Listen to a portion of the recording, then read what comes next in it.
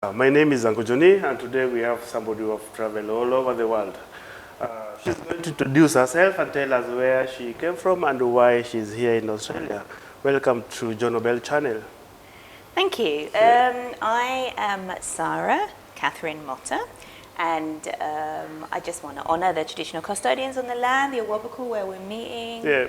Oh, that's so very they hold important. our presence with us today, and convocar las energías de mis abuelas también para que estén con nosotros y que nos ayuden a profundizar el diálogo. So I was just calling in my ancestors, well, at least some of them anyway, the grandmothers, so that they support us in our dialogue today, so that of this intercultural. And I came here from Nottingham in the UK, but I was originally born in London, but none of my family are English.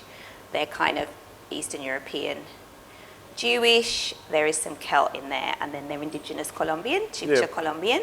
So I also call home Colombia and Cali and Bogota, but now we're here. So I really, all those lineages are very important for me, and they kind of make me who I am, even though I didn't really feel English, but I was in London for a lot of years, and now I find myself here, and I came here for a job. So I am a teacher, and I teach I'm a teacher and a writer. Yeah, okay, you're a teacher. And so who do you want to be identified politics. as? Yeah. Like where are you from, really? Because you've mentioned London. I'm not, so I never can kind of define myself through national boundaries. Yeah. I don't really believe in national borders, in all honesty with you. So I actually call myself a mestizaje salvaje.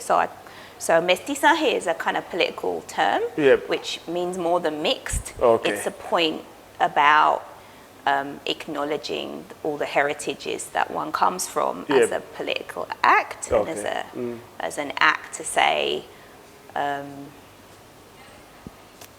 there's possibilities of transforming and learning and healing as we move. And then I kind of came here for work, but I felt that Australia, or these lands, so-called Australia, called me here.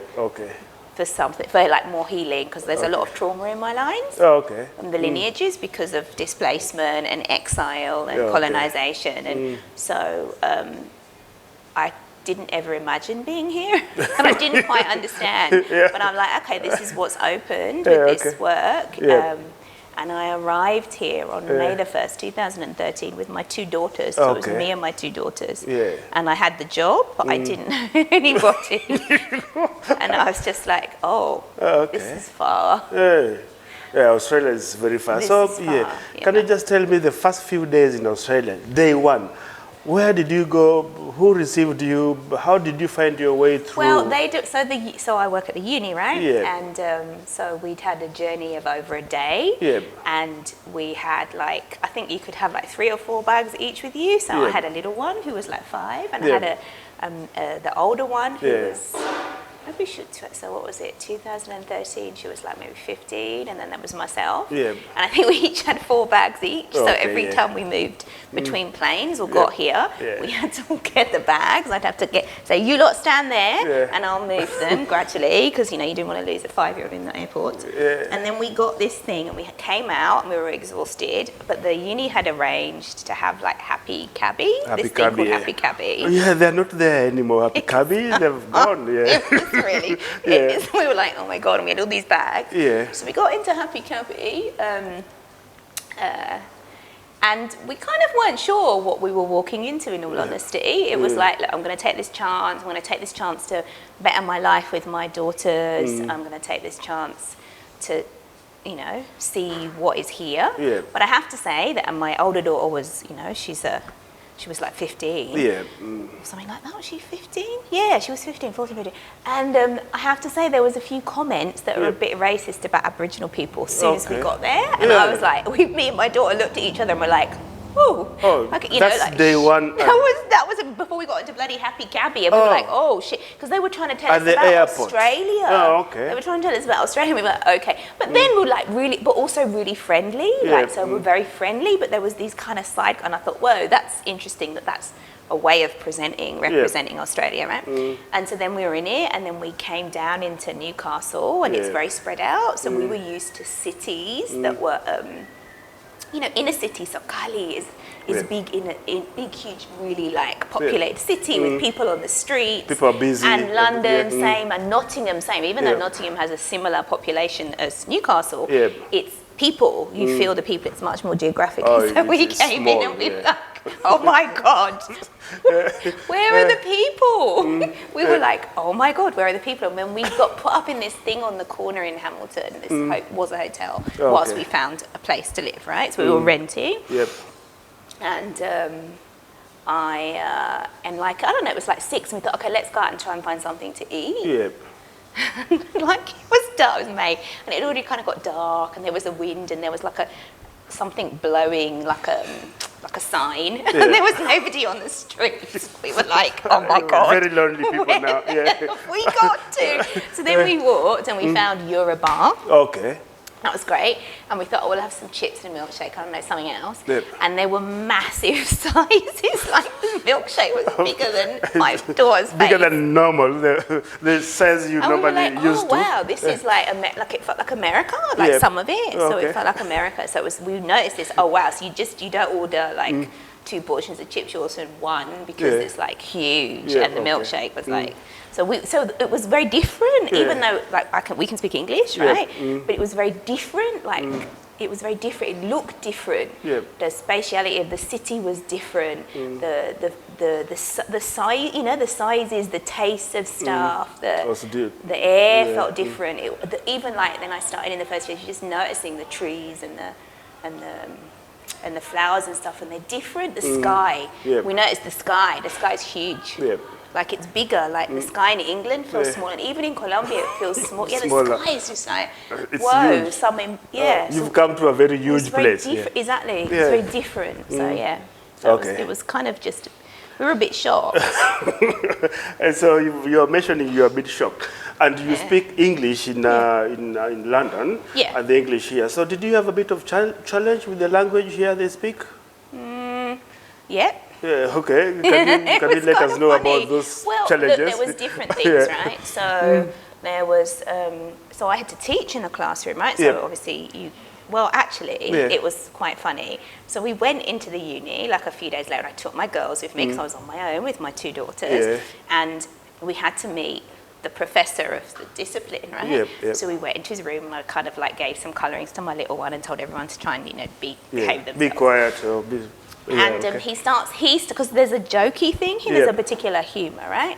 And humour is different in every place. So humour in London, and London's not necessarily England, London or Nottingham is different from humour in Cali or Bolton, right? They're just different.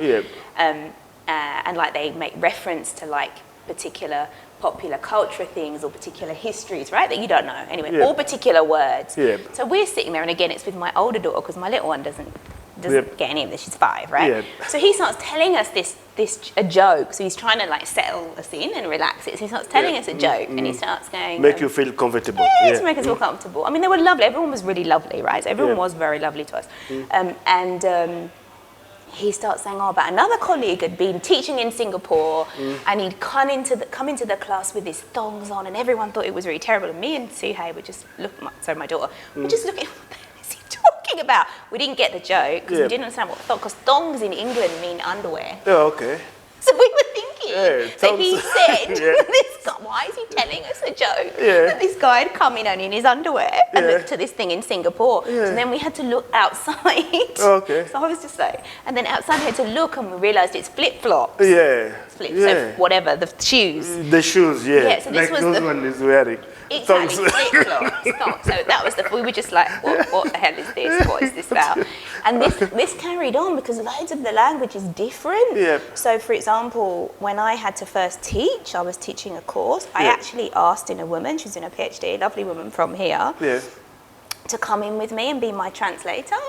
because so when you're teaching, right? So I work a lot with groups and participation, Yeah. and you kind of feed off what the group's been saying, right? Yeah. And like they'll make a comment, and you go, so what do you think that means?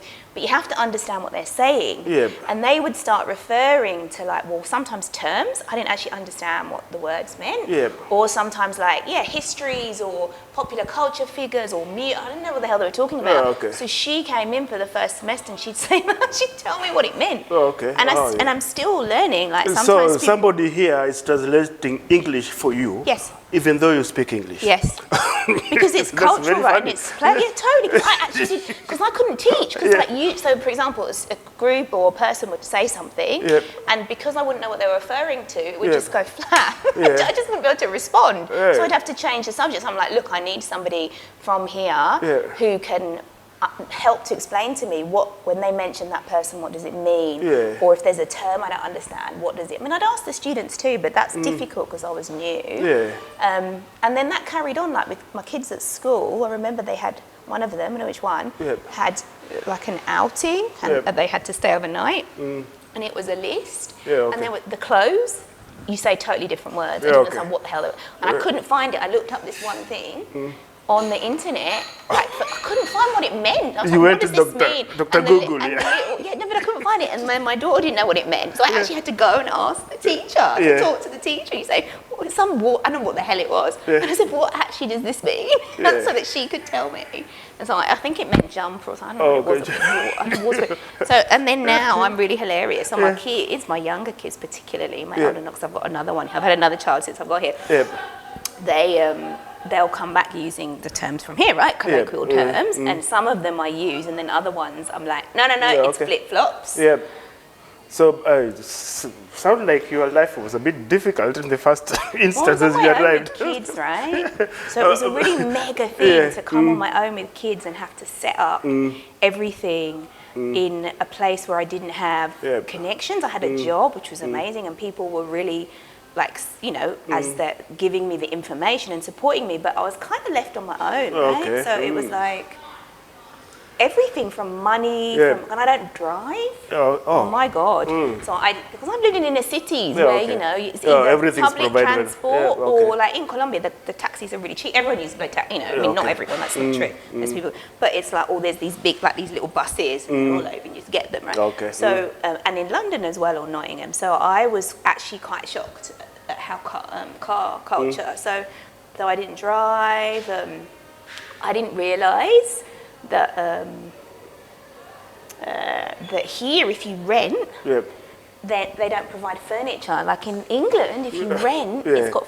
So I was like, oh my God, they've got no furniture. So I didn't have money to get the furniture, because I didn't come from a single mom with kids. I come from a background that. So they had to. It was big. It was you rent a house with no furniture. Oh my God, no, but I didn't even know. I was like, oh, shit. So I had to contact the uni, and because I said, look, I can't afford to buy. So they gave me a loan, but a loan. So do you know what I mean? I had to actually go into debt to come and take my job up here. Because massive debt. Well, you didn't massive. know about Salvation Army? They give free furniture, free whatever. This is the thing. I didn't know. I didn't know any of that. Obviously you didn't know anybody here in Australia. No, so gradually people. I remember this lady who was at the uni, and we started chatting. I think she took the pity on me, so I was like, oh my God, I can't drive. So she, I remember, took me round in her car to look at the white goods, they call them here. White goods. So she helped me with that, and then we went to get like pots and pans. But it was interesting. So I was coming over as a uni lecturer, right? And you would think, that's quite a privileged, you're some transnational elite, but that wasn't my story. I was a single mum coming off public housing who'd gone into education and who got here. So I didn't have like assets or money or. So I had to take out a loan from the uni to buy the furniture, and it was the cheapest stuff, right? That collapsed off of it. That's cool. So wherever you came from, people don't drive there, or what sort of status do you have to be to drive? You drive. It's just because if you're in a city, it's like there's loads of buses or trains or it's just kind of normal, and because it's just different. Like, So and so you didn't- even in you- Colombia, yeah, when you go outside, yeah, right, yeah. there's all these little bus things you can get, and Yeah. people are often sharing, or Yeah, you're going okay. in big groups. You know, it's extended family, you go in big groups. So it does. You don't. Not So everybody. yeah, you needs, didn't have the need actually to learn No, how and to in drive. London and Nottingham is kind of really similar. I just got the Okay. bus or the train. I mean, it's Yeah, that's funny. Yeah. Now let's talk about food. food. Did you find any of your food here from all those places you've mentioned? Oh you've my come from? Well, you know, the portions were bigger, so I Yeah. noticed that. Yeah. And I felt, I don't know if this is all of Australia, but Newcastle, they definitely like hearty food and like big portions, and Yeah. it's kind of, it's, you know, it's Yeah. cool. No, well, not for a long time, Yeah. because I didn't also know that there was a Latino community here that's quite small. Yeah. I didn't realise that at all. Wasn't hooked into that. So I didn't know, and the driving thing. Yep. So I didn't find food that you might cook with Colombian food. And of okay. course in London, because London is so multicultural, Yep. like you're on the train or the bus and there's 10 different languages, Yep. and your kids at school and it's just multicultural, you know, it's like they're Londoners, right? Yep. And so there's like huge Colombian community in London. There's Yep. like, I don't know, 100,000. So you've got shops and you've got discotheques and so you can be in a little Colombia and Yep. be in London. Okay, yeah. So of course it's not like that here. There's maybe a few, and there is connections. So in all honesty, no, I didn't find any of that. Yeah, So okay. I just, you know, I make pasta or a bit of rice and chicken or whatever. I just do Yeah. grapes. Okay. You know, and avocado, like I like avocado. Okay. But then, actually, it's taken me a really long time. So we were back in Colombia in 2017 for like 6 months. Yep. And I got back and I was like, oh my God, what am I going to do? Like this, how do I find? And I dance salsa. So Yep. salsa is very big in the city I'm from. Yep. And it just so happened that a woman was starting salsa classes in Pivot. Pivot Yep. is amazing. It's a really multicultural dance place. It's beautiful, like Yep. it's lovely. And she was from Colombia, and she was actually from Colombia teaching Yep. Colombian salsa, which is very different. Yep. And I was like, Found somebody from your place now. yeah, I was so happy, right? Yeah. Because it meant she's actually stopped teaching now. It's very sad, but she had to stop teaching. But I'd go every Tuesday, and it was like coming a little bit of like that home. It was so nice. Okay. And then she told me about like there's this soup called sancocho, which is like a chicken broth, I guess, with yam and plantain and chicken. You can do it with fish as well. Yep. And she like come over and cook it. Sometimes I thought I was ill. Yeah, okay. I'm exhausted, sometimes I get ill. But also told me of this place where you can pick up stuff, but they'd pick it up for me or another friend who's Venezuelan, Yep. who actually was a student of mine, who we're now like sisters. Yep. They would go and get me stuff. So it's kind of opened up a bit, not massively, because Yep. it's still you have to travel to get the stuff, but that there is. And then we've got other friends which are Brazilian, and so they'll make there's crossover with the foods. Okay. So, but it's taken me years. Several years It to took get- years Yeah. to make those connections because Yeah. it's quite fragmented. And I used to sit in this place. I used to live really near this place on the corner, and I'd go and sit. And a lady that was like, I'd have a glass of wine before I went to the kids on a Friday. I'd just go and have a glass of wine just to cope with it. And she started talking to me in Spanish, and she was Chilean, and she told me about a group, Latinos in Newcastle. Yep. And so, I mean, I don't go to a lot of their stuff. It's Yeah. not hard for me to go out. A lot of them go out and they do a lot of partying. But it's just knowing that it's there. And so sometimes if you need a connection in, or I want to get books in Spanish, or Yeah. there is an event, or yeah. You can But it go took me. there. It took ages, right? It's Yeah. really Was so it massive. very easy for you to make friendship when you arrive here? Leave alone the people from where you've come from, but the other Here? Australia, yeah. It was like I'm quite chatty, Yeah, right? So yeah. I taught. So people were really kind, and I found here Yeah, yeah. that in the uni space, particularly like professional staff, Yeah. really acknowledged that I'd come with myself and 2 kids. They Yeah. were really like, you know, we kind of honour that. They were Yeah. really nice to me, like incredible from the start, and. But the actual uni, it was quite fragmented, and I was there, and then I was trying to work out stuff with my kids. Yep. So I made kind of some friends. It did take time though. Yeah, okay. It did take time, and there were people that kind of came in at the beginning, Yep. who like the lady that helped me, and other people who I remember my daughter, it was her birthday, and it was my birthday, like when I got here 6 weeks after, and they kind of came and said, just a few, like colleagues from work, and a friend from England actually came all the way to help me set up. Oh, okay, She wow. arrived on my birthday and she came for like 6 weeks. She must be a very She was good like friend. a sister. Oh, So I have okay. a big extended family. She was like, wasn't biological, but she was like a sister. And she was just like, because it was massive. That was a that was a big move. So Like she when you came- mentioned that you came with bags, you moved it moved was with massive. your house from England to It was here. massive. It must be- And so she came and she kind because it was a bit overwhelming, work, kids, school. So she kind of helped me do things like when I got a place eventually, like help me set up, the direct debits for electricity and gas and just kind of the grounding stuff. ground Because I was stuff, so and gradually, so there was people that like kind of came in at the beginning and who were really supportive, and then maybe it was more like they kind of came in, but we didn't necessarily become really deep friends. And then, because I do all this kind of indigenous work and decolonizing work, and I've always worked. So my work as a researcher and writer is with communities in movement who are fighting for their rights to land and water and health and education and dignity.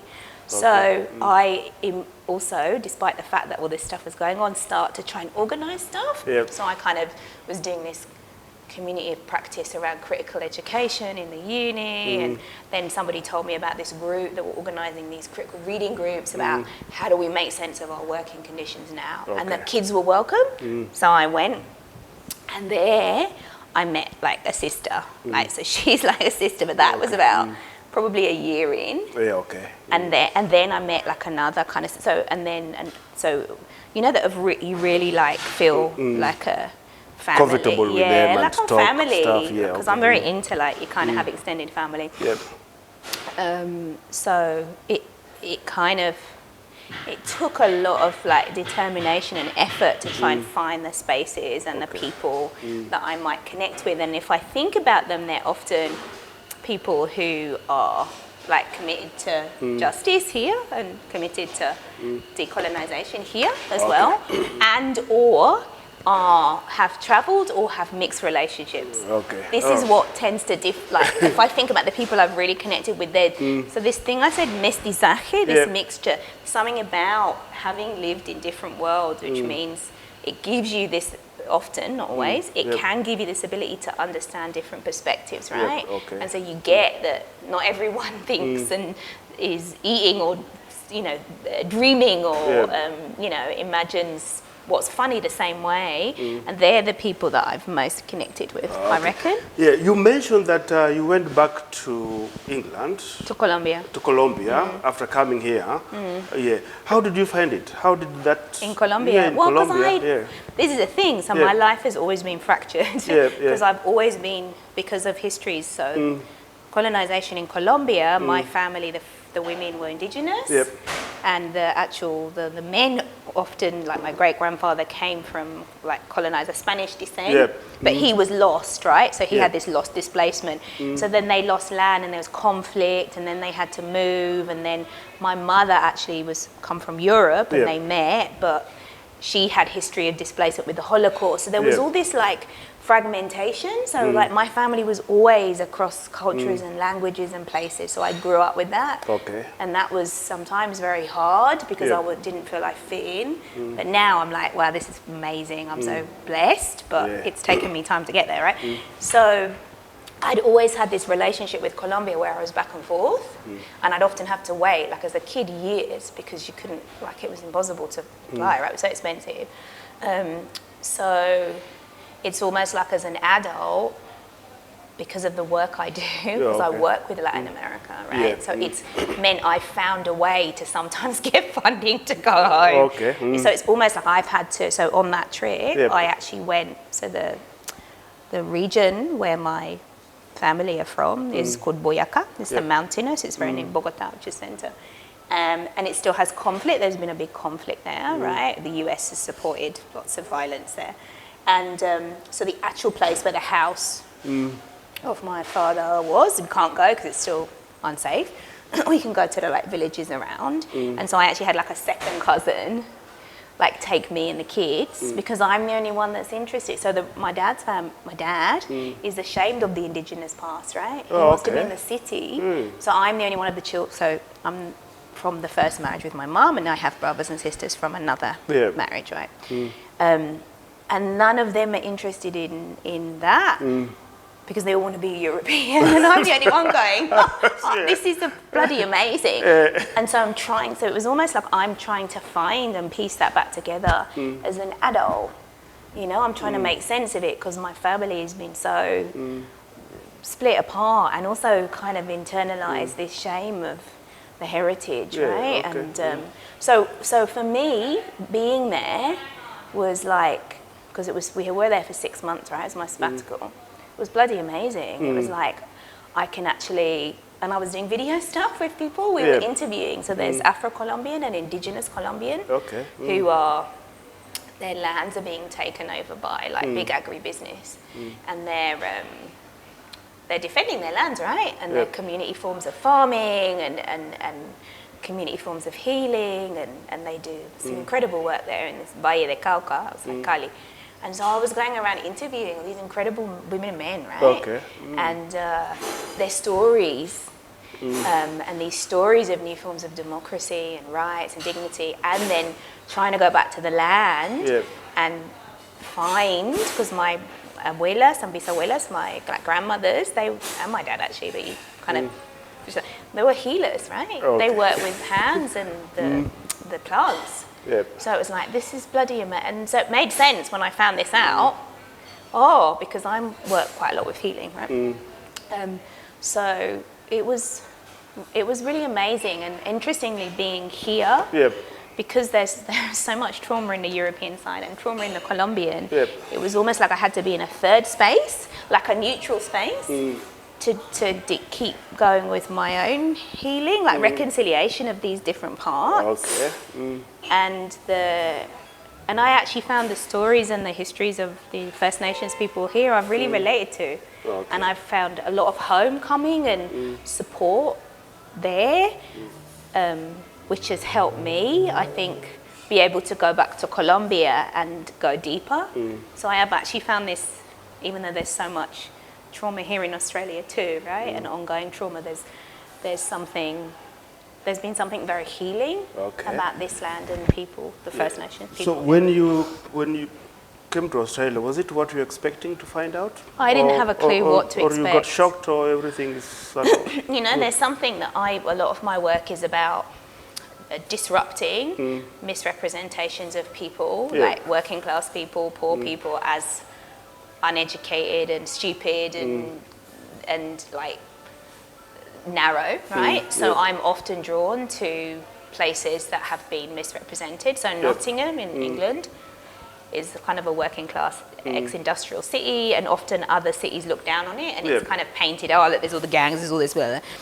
So I was really drawn there, and of course it was mega complex and culturally rich and had all this amazing stuff going on. And I kind of felt when I said to people about Newcastle, they were like, oh, Newcastle, you know, like this ex-industrial place they often look down on. So I'm like, oh, I'm really drawn to that. I love that. So I found it complex, right? It's complex. You sound very spiritual. I am. Is that part of what you do, or how did you get into this thing? Well, I am actually. So I'm kind of a curandera, like I am a healer. Like so I'm a philosopher, but I'm a philosopher of the land, like the body. So I'm very into decolonization and healing, kind of justice.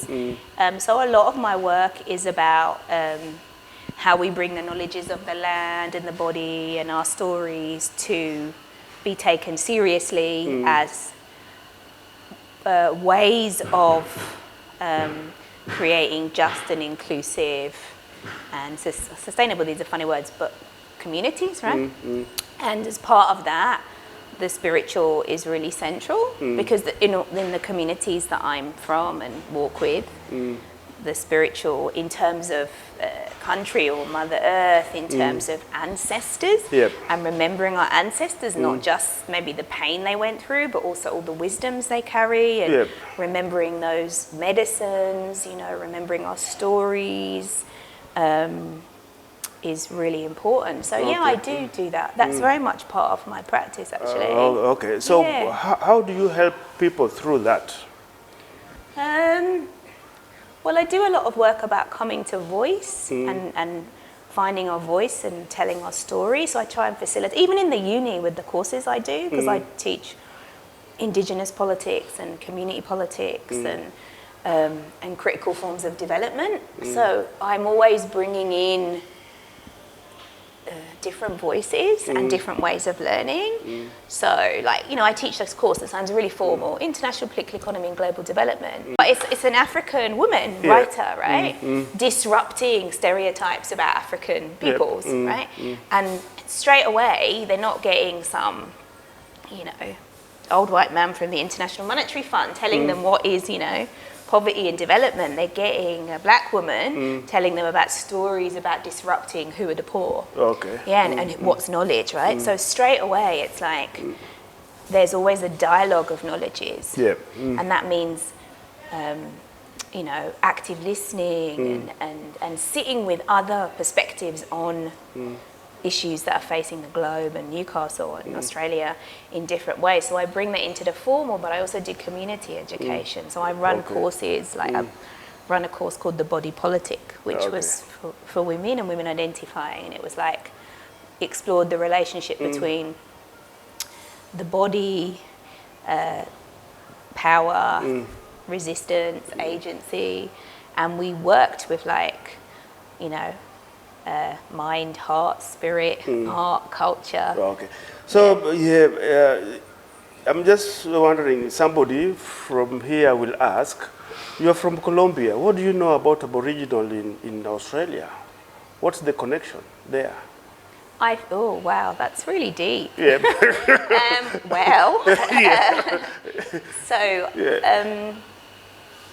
So my First Nation, I've made some incredible sisters here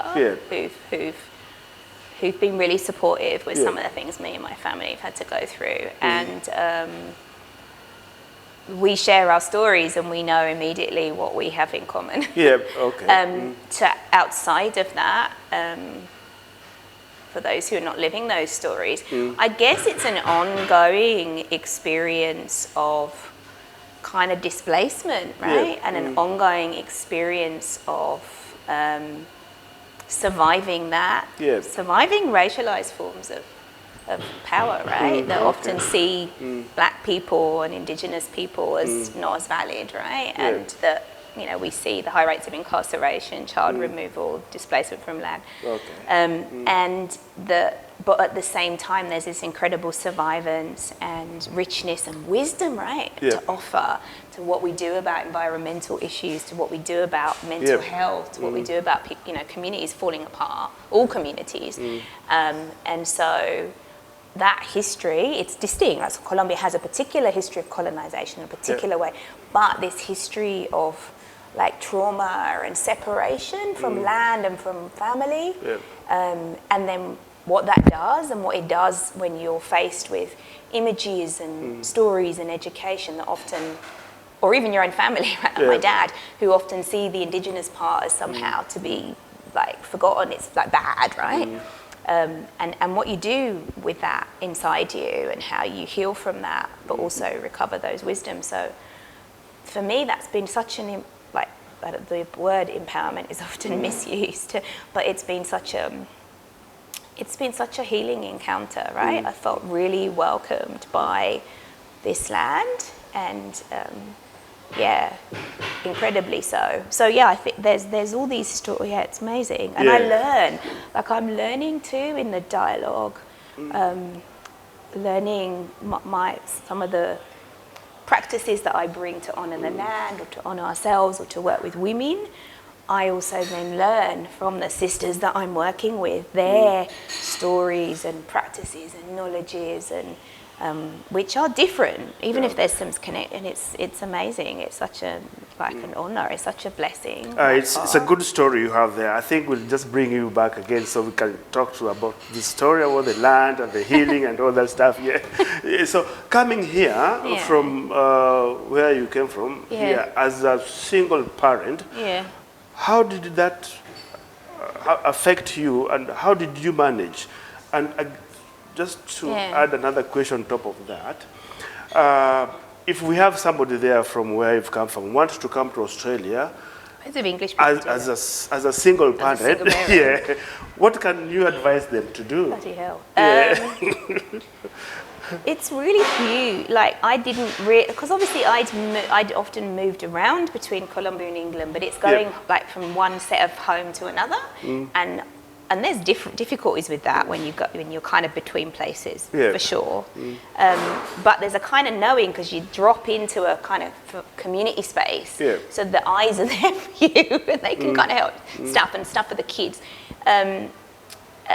Whereas, oh God, it was so massive, and I didn't realise how massive it was going to be to move from one side to the other with two kids and to start again. I don't know. I think there needs to be supports, really, but I don't know how. But like that taken seriously, because I don't think it's taken seriously what it means to be necessarily in institutions, or formally what it means to be a single parent or a main carer with kids, and to migrate or to move, and you know, just different kinds of, so even like I'd say to the uni, like I work with Equity University, so you know, in the uni space would be like, you know, not make assumptions that you have assets or you have financial kind of stability, which means you can move and pay the costs and pay for furniture, or you can buy a house. Like one of my big things is housing, right? And so, you know, actually factor that in, that you might need equity payments to support this moving, to enable people from different equity backgrounds, right, to actually do that without going to debt, or, and then actively, you know, spaces of support. Like, so as opposed to like, I had to do a massive, I mean, I was pretty determined to get here in the first, or even to get through where I am, but a massive,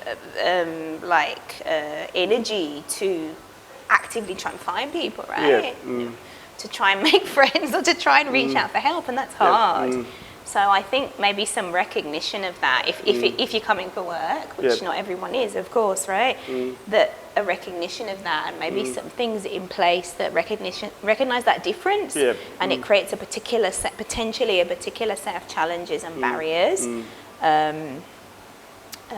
in terms of, you know, putting down the roots to make your life here. So it's in short, you're saying it's very hard to move from one country to the other if you are a single parent. You need support. But support that honours your strength. Because to do that in the first place, whatever it is for, because you're escaping conflict or because you're coming for a job, you've got to have mega strength to be able. So I know you got a job. That's why you decided to move with your kids. Who supported that movement for you? Did you talk with your parents or friends? Well, my parents are displaced as well. Well, yeah, it was interesting. So I did. There were some costs that the uni also didn't cover. So my community there did a fundraisers for us. So they actually did. So it wasn't just us. There was a whole bloody community that helped us get here. That meant we could be here. So they did a fundraiser to help me raise this £5,000, which is actually quite a lot, right? That's about $7,500. And you know, like, people were like making earrings and selling them, or having a little bucket. And then I knew friends who were like spoken word artists, or who were like singers or music. So they did stuff, and then you made donations. So it was actually, to be honest with you, and I had friends who had hardly any savings, who were like, right, you have this whatever 600 or whatever £500, and you pay me back when you can. People were bloody amazing. So it was a community. Your movement from there to here, it was a community event.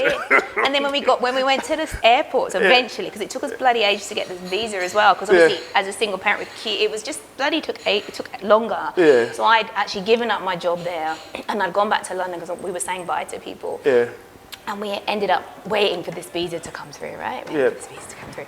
So we were in London, but when we left, like all the that's got Colombian side of the family then. All the fat side of the family, there's like 20 people at the airport. Yeah, okay. It was kind of, it was kind of sad, but also like we needed to do this. But yeah, this is a big group at the airport. Oh, yeah. Oh, so it was a big event, event for you. It was, well, yeah. Massive event. But also, like, I think for my family, like my family is both kind of biological but not, so it's an expanded kin. I think it was also, like, they really were happy for us because it was like maybe there'll be some really positive things for Sara and the children. Okay. But at the same time, it was really sad. Yeah. I can feel that now. Yeah. Somebody from Australia who want to visit where you've come from, where can they go? Colombia or England? Colombia. Let's start with Colombia. Yeah. Oh, I mean, my father actually lives in Bogota, which is the capital. Yep. But I am more drawn to Cali. Yep. So Cali is tropical, subtropical. It's got a really big Afro-Indigenous mestiza mix, and it's the heart of salsa, and it's culturally really rich. So I would personally go to Cali. Yes, I would go there, and I would. It's a small village. No, Cali is a city. It's the third largest city. It's probably like 3 million or something in there. Okay. But it's beautiful because, you know, some cities they develop and it actually pushes out the community, right? So you get the high rises and you get like the community pushed out, nobody can afford it there, and la la la la. Whereas Cali, what it's done is that, so there is those divisions, but the city is still of the people. So you have people everywhere, music everywhere, and food on the streets, and street food. And it's really alive. It's really alive and intergenerational, right? So you have like the elders sitting out on their chairs as you're walking down the street, and it's a beautiful place to go, and it's really rich culturally. There's some amazing, so I'd actually go to Cali, and then from there, and there's intercultural spaces, like there's an intercultural school of salsa that I would always go to. Oh, excellent. Your kid adapted to this environment Here? nicely? Yeah. It was quite hard for my eldest. Yeah. I actually think, so I've often had a question of roots and where I belong, and I've been healing that, you know, and I'm older, like I'm in my 40s now, so I've had time. My daughter got here when she was 15, and I think it's been really hard for her, the elder one, so she's still a bit rootless and having some challenges with that. For the middle one, who was 5, she remembers England, but it's like she's more, you know, from Newcastle. So for her, it probably, although she loved Colombia and misses Colombia, but she's you know, she's from here. She's kind of, she doesn't have that question of rooting. And then I have a little boy, who was born here. He, well, you know, he doesn't know anything. Difference, really. Life is good for him. Do you know what I mean? He doesn't know. So I actually think might have found it really hard. Not just that, but I think a combination. It was quite difficult. Okay. Thank you very much, Sara. You had a very interesting story there. Right. I think we should bring you back here so that we can talk about the land, the healing, and this cultural, political thing you talk about. That's going to be a different topic. I think we'll find a lot of time for that, so that you can teach us how to do the healing and all that stuff. So this type of healing is not traditional medicine healing. It's not. It's spiritual healing, isn't it? I mean, you can use herbs and plants, but also energy and energy work and other work. There's layers to it, really. So if you want to see Sara again, can you please subscribe to Uncle Johnny channel, John Obell channel. We'll bring Sara again, then we can talk about all this stuff. So in this channel, we just talk to people who have traveled from one country to the other, and we just find out how they are settling and how their life is treating them. Thank you very much. Thank you. Thank you. Thank you.